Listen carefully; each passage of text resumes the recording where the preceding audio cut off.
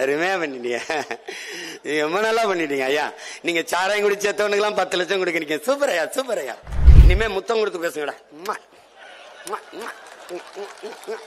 அப்படி அப்படி அப்படி பேச நல்லா இருக்கு மேடம்.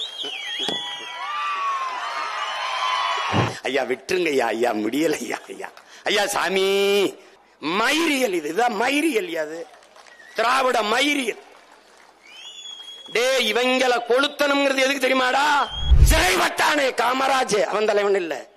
சிறை வட்டானே தெய்வ திருமகன் முத்துராமலிங்க தேவர், அவன் தலைவன் இல்ல. படிக்க வைத்தானே பாமர தலைவன் தாத்தன் காமராஜ், அவன் தலைவன் இல்ல. பெரியார், அண்ணா, கருணாநிதி, எம்ஜிஆர், ஜெயலலிதா, இதுக்குள்ளேதான் சொல்லுவான். எழுதின பிள்ளைங்க இருக்காண்டா, இவன் படிச்சுட்டு போயிடா.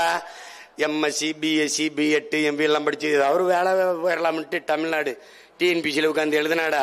வேலைக்காரி ஓரிரவு, வீடு வாசப்பெருக்கினது வேண்டாம், கக்கூஸ்ல இப்படியே தேய்ச்சி வச்சிருக்க ஒரு கட்ட குட்டை ஈக்கி மாதிரி இருக்கும்டா, அதை வச்சு படுத்து பைத்தியக்கார பிள்ளை போங்கடா. பொதறிவு சுயமரியாதை இயக்கத்தை தொடங்கியவர் யார்? சுயமரியாதை இயக்கத்தின் நோக்கம் என்ன? அது தெரியாது. உங்கள் மாதிரி பைத்தியக்கார பிள்ளைகிட்ட நாட்டை கொடுக்கறதாண்டா சுயமரியாதை இயக்கத்தின் நோக்கம்.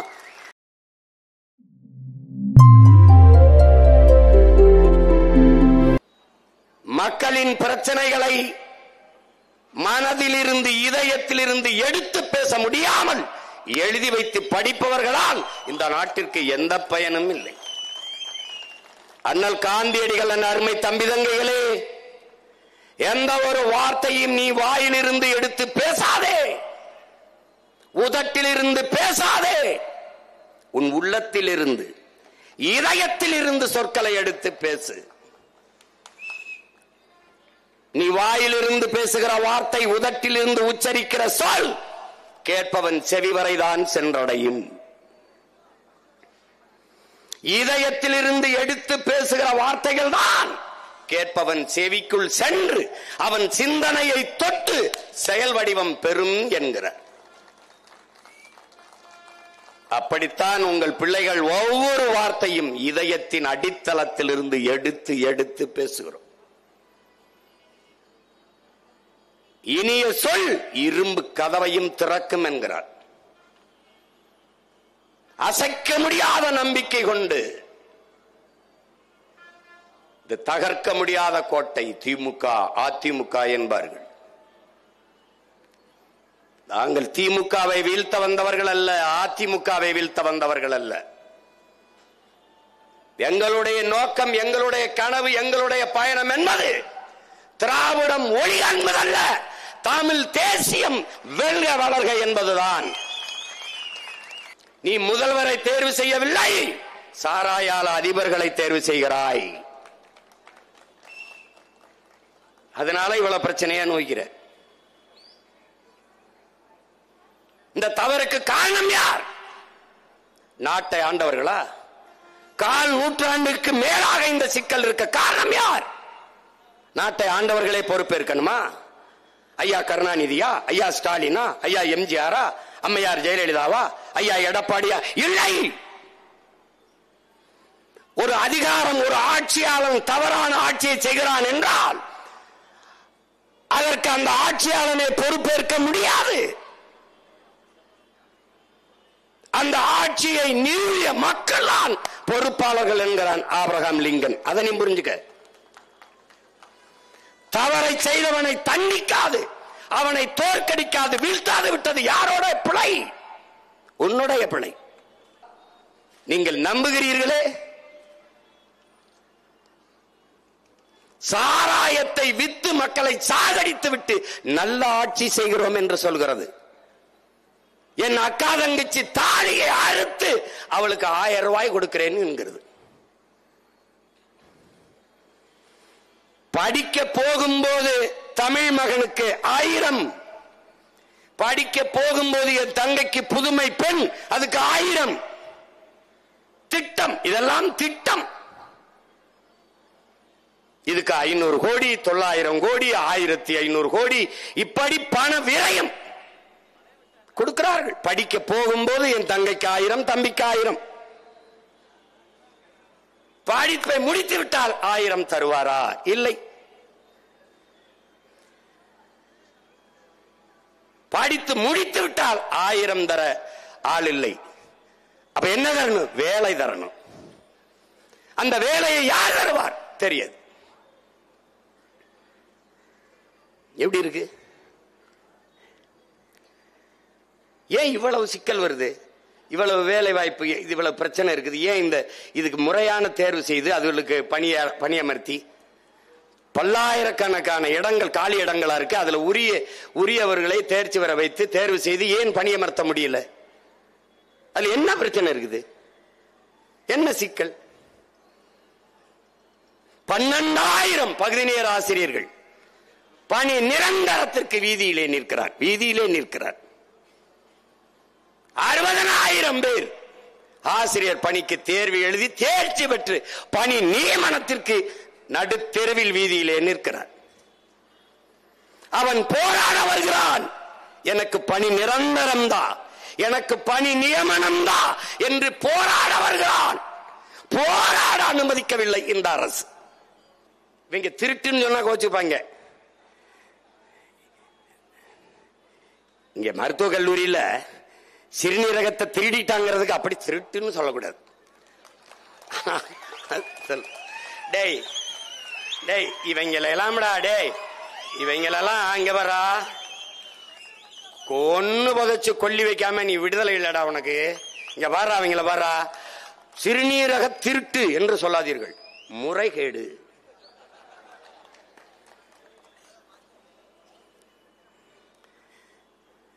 இந்த நீரவ் மோடி, இந்த லலித் மோடி, இந்த விஜய் மல்லையெல்லாம் பல ஆயிரம் கோடியை கடன் பெற்றுக்கொண்டு ஓடி போய் விட்டார்களே, இப்படி நாட்டுக்கு துரோகம் பண்ணி விட்டார்களே, இப்படி ஏமாற்றி விட்டார்களே என்று பேசியதற்கு நம்முடைய அம்மையார் நிதியமைச்சர் நிர்மலா சீதாராமன் சொன்ன பதில், அவர்கள் ஓடி போய் விட்டார்கள், திருடி விட்டார்கள், ஏமாற்றி விட்டார்கள் என்று சொல்லாதீர்கள், முதலீடு செய்து தோற்று போய்விட்டார்கள்.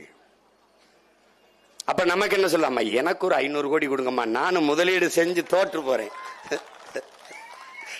எப்படா டே, இவங்கள மாதிரி ஒரு வித்தக்காரங்களை நீ பார்க்க முடியாது. நீ இலவசம் கொடுக்கிறார்கள், இலவசம் கொடுத்து என் மக்களை ஏமாற்றுகிறார்கள்.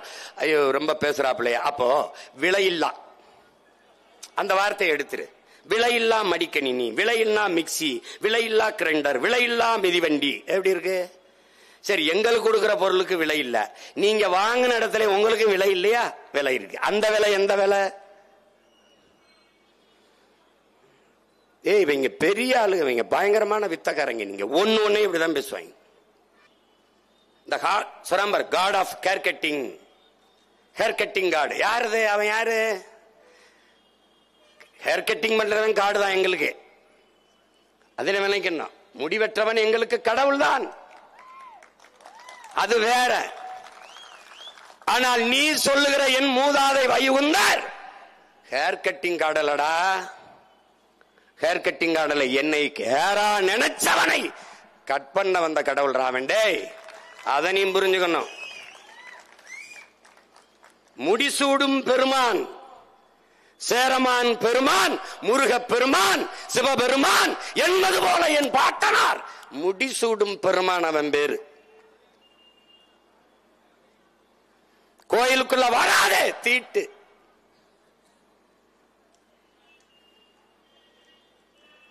அப்ப என்ன சொல்றா? ஒரு எதிர் புரட்சியாளன் கோயிலுக்குள்ள வந்தா நான் தான் தீட்ட, கோயில் எனக்கு தீட்டுற, கோயிலுக்குள்ள நான் வரலடா, கோயில் எனக்கு தீட்டு.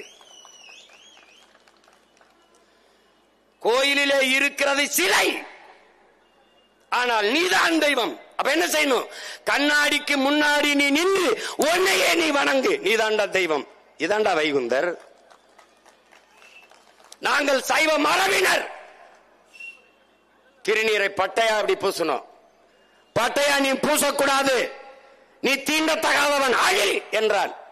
அப்படியா?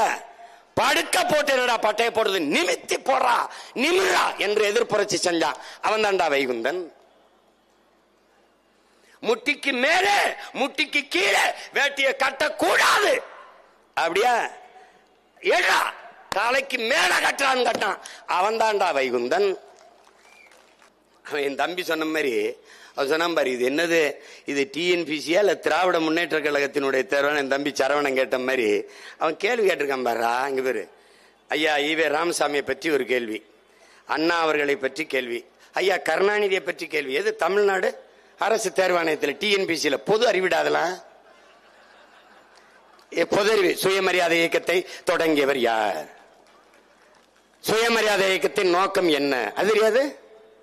உங்கள் மாதிரி பைத்தியக்கார பயில்கிட்ட நாட்டை கொடுக்கறதாண்டா சுயமரியாதை இயக்கத்தின் நோக்கம்.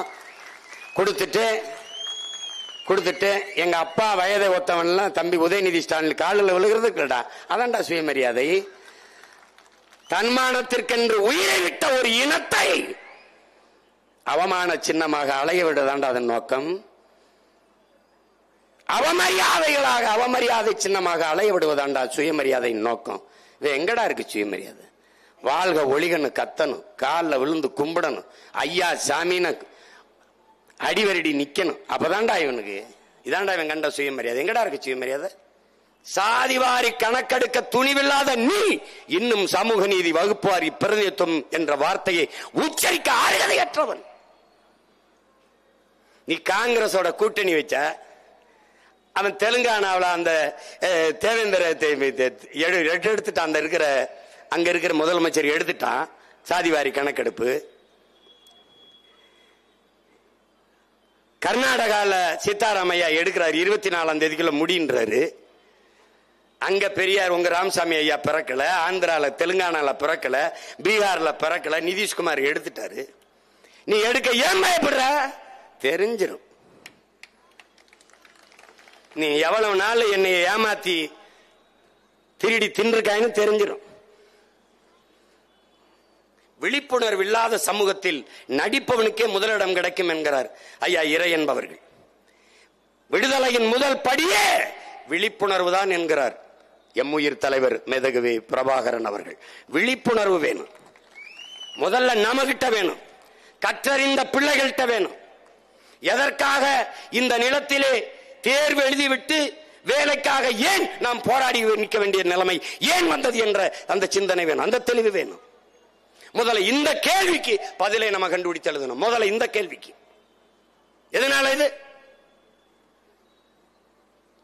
எதனால இந்திய எதிர்ப்பில் பெரியாரின் பங்கு யாராவது சொல்லு. இவன் என்ன எழுதியிருப்பான்? என்னடா எழுதியிருப்பா? பெரியாரின் பங்கு. பெரியாரின் பங்கு என்ன? இந்த காட்டு மிராண்டிகளை சுட்டு தள்ளுங்கள், இதான்டா பெரியாரின் பங்கு. மறுப்பவன் எவன்? இந்தி நாம் வேண்டாம் என்று சொல்வது இங்கிலீஷ் வராமல் போய்விடும் என்பதற்காகத்தான் என்று பேசிய பெருமகன் நம்ம ஐயா ராமசாமி ஐயா தான்.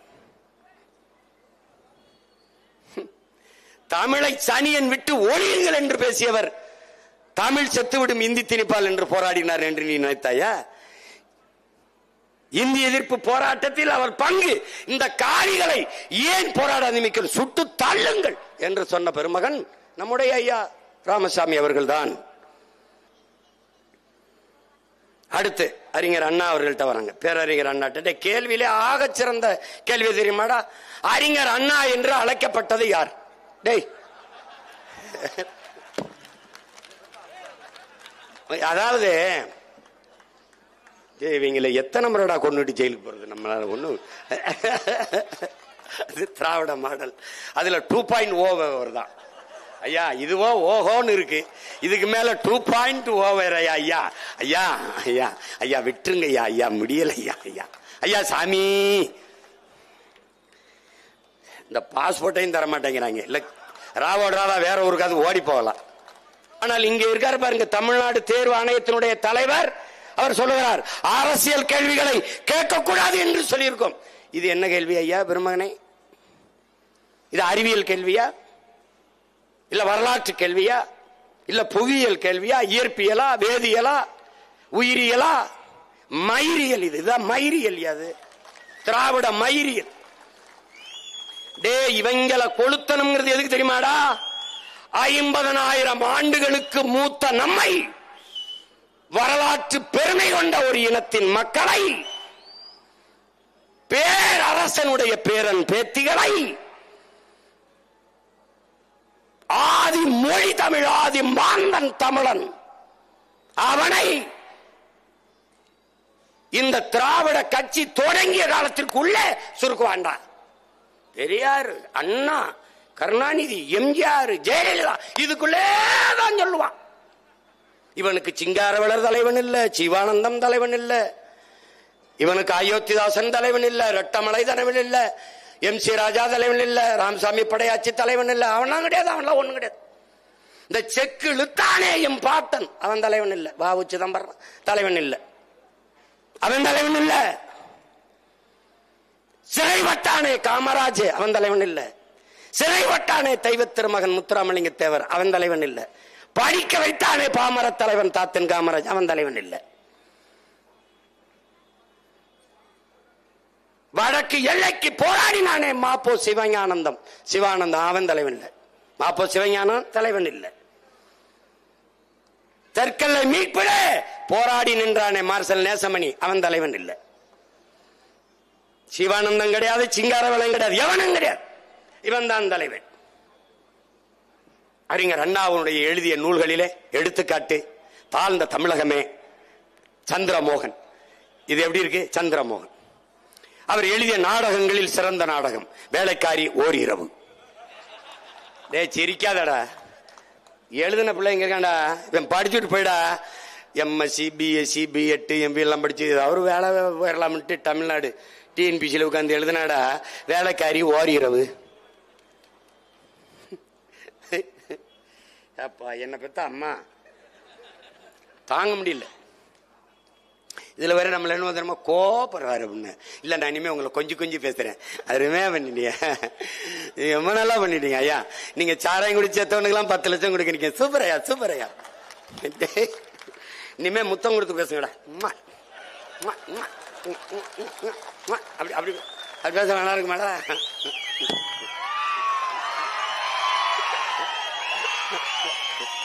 கொடுமை. நம்ம கிட்ட குத்துப்பாட்டும் இல்லைன்னா ஆட்டமாவது போட்டுருக்கலாம், அதுவும் இல்ல, வெறும் கொள்கை பாட்டா இருக்கு. என்ன பண்றது, ஒரு கூட்டம் நம்மளை ரொம்ப கஷ்டப்படுத்துறா சாமி, ரொம்ப கஷ்டப்படுத்து. அப்புறம் ஐயாட்ட வருதுரா, தானே தலைவர், தன்மான தலைவர் டாக்டர் கலைஞர், அவர்கிட்ட வருதுரா ஐயா கருணாநிதி அவர்களை பற்றி கேள்வி. இவர் எத்தனை முறை முதலமைச்சரா இருந்தார்? எத்தனை முறை இருந்து எங்களுக்கு என்னையா, எங்களுக்கு என்ன? அதுல இன்னொரு கேள்வி, அருமையான கேள்வி, பேரறிஞர் அண்ணா பற்றி கேள்வி. ஒன்றே குலம் ஒருவனே தேவன் என்ற கொள்கையை முன்வைத்தவர் யார்? நீ தான் சொல்ற, யாரா? இப்போ ஒன்றே குலம் ஒருவனே தேவன் என்ற கொள்கையை முன்வைத்தவர் யார் அப்படிங்கிற கேள்வி.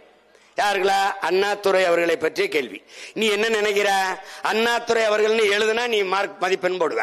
ஆனா உண்மையிலே ஒன்றே குலம் ஒருவனே தேவன்கிற முழக்கத்தை முன்வைத்தவர் நம்ம மூதாதை திருமூலர். அதை எடுத்து இவர் சொல்றாரு. இப்ப நான் திருமூலர் எழுதுனா மார்க் போட மாட்டேன். இந்த தேர்வாணையத்தை ஒரு தடவை தேஞ்ச செருப்பு விளக்கமா இருந்தா எடுத்துவாங்கடா, ஒரு வெளுத்து விட்டுருவோம்டா.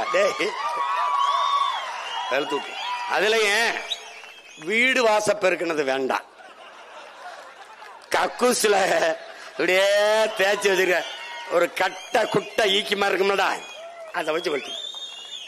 பைத்தியக்கார பிள்ளைகளா போங்கடா. நீ உலகத்துல நீ ஒண்ணு கவனிச்சுக்கடா. டேய், உலகத்துல அண்ணன் சொல்றா, உனக்கு என்னை விட்டா உனக்கு நாதி இல்ல, உன்னை விட்டாலும் எனக்கு நாதி இல்ல. இருக என் கைய பிடிச்சுக்கடா. டேய், இந்த ஐயா கருணாநிதி சொல்வார்ல, தமிழர்களே என்னை நீங்கள் கடலில் தூக்கி போட்டாலும் பேச விடு, அட பேச விடு. என்னை நீங்கள் கடலில் தூக்கி போட்டாலும் கட்டு மரமாக மிதப்பேன், கவிழ்ந்து விட மாட்டேன், உங்களைத்தான் கவிழ்த்தி விடுவேன். அப்படி கவிழ்ந்தவங்க தான் நம்ம. புரியுதில்ல உனக்கு? அப்படி கவிழ்ந்தவங்க தான் நம்ம. டேய், இங்க பாரு, நான் உங்க அண்ணன் வச்சிருக்கிறது காத்தடிக்கும் திசையெல்லாம் பறந்து போற பதர்கள் அல்ல. நீங்கள் புயலே அடித்தாலும் நகராமல் அதே இடத்தில் நிற்கிற வீரியமிக்க நெல்மணிகள். நான் பதர்களுக்குள்ளே நெல்மணியை தேடியவன் அல்ல. எளிய மகன் நானே உழுது விதைச்சு வளர்த்து நீர் விட்டு உரமிட்டு அறுவடை செய்து நல்ல நெல்மணிகளை புறக்கி எடுத்துக் கொண்டிருக்கிறேன். அதுதான் என் முன்னாடி கூடி நிற்கிற இந்த நெல்மணிகள், வீரியமிக்க நெல்மணிகள். செய்தி அரசியல், விளம்பரம் அரசியல் செய்கிறவன் பக்கமா, இல்லை சேவை அரசியல், செயல் அரசியல் செய்ய துடிப்பவன் பக்கமா? கட்சி அரசியல், தேர்தல் அரசியல் செய்பவன் பக்கமா, இல்லை மக்கள் அரசியல் செய்பவன் பக்கமா? எந்த பக்கம் உன் சொந்த பக்கம் நிக்க போகிறாய் என்பதை நீ முடிவெடு. நீ உன் பிள்ளைகள் வாழ்வதற்கு பெரிய வீட்டை வைத்துவிட்டு போக வேண்டும் என்று நினைக்கிறாய். நான் அதே பிள்ளைகள் வாழ்வதற்கு நல்ல நாட்டை வைத்துவிட்டு போக வேண்டும் என்று நினைக்கிறேன்.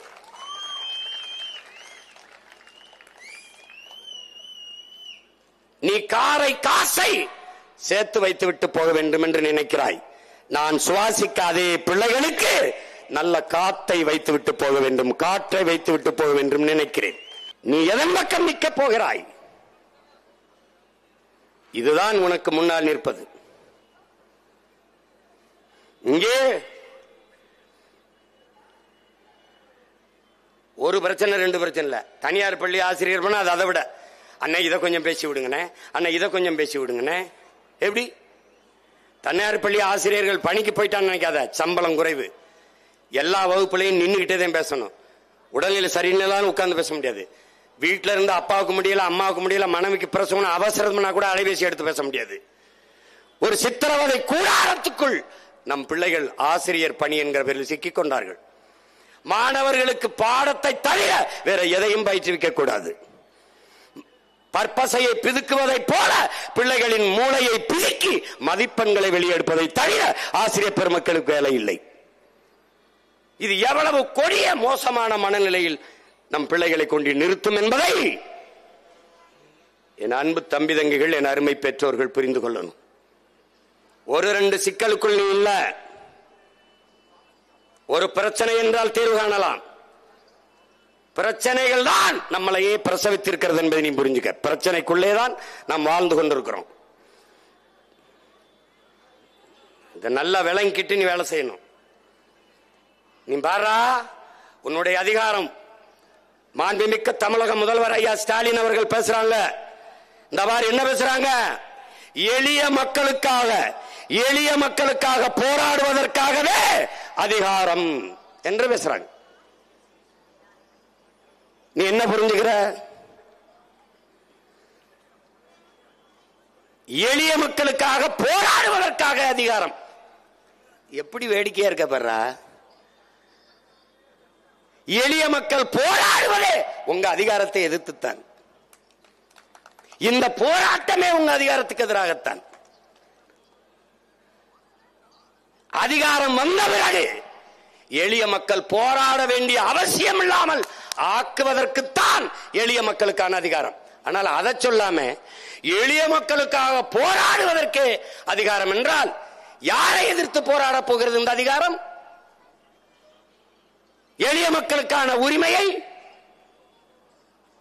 யாரிடத்திலிருந்து பெற்றுத் தரப்போகிறது இந்த அதிகாரம்? என் தம்பிக்கு தான் யாரோ தப்பா பக்கத்துல இருந்து எழுதி கொடுக்கறாங்கன்னா, தமிழ்நாட்டின் முதலமைச்சருக்கே பக்கத்துல இருந்து தப்பா எழுதி கொடுக்கறாங்க. ஐயா, நீங்களால ஆள மாத்துங்கய்யா. இது என்ன? இது ஒரு நாட்டை ஆளுகிற முதிர்ந்த தலைவருடைய கருத்து. அது எளிய மக்கள், அடித்தட்டு மக்களுக்காக போராடவே அதிகாரம். அதிகாரம் எளிய மக்களை, உழைக்கும் மக்களை, பாட்டாளி மக்களை போராடுகிற நிலைமைக்கு தள்ளாது இருப்பதற்குத்தான் அதிகாரம். எப்படி நீ ஜீரோவாகிறதுக்கு முன்னாடி எந்திரிச்சுக்கடா, டே நல்லா இருப்படா, உன்னை கும்பிடுறேன்டா, இல்லைன்னா ரொம்ப நாள் கத்த முடியாதா, ரொம்ப கஷ்டம்டா, ரொம்ப கஷ்டம்.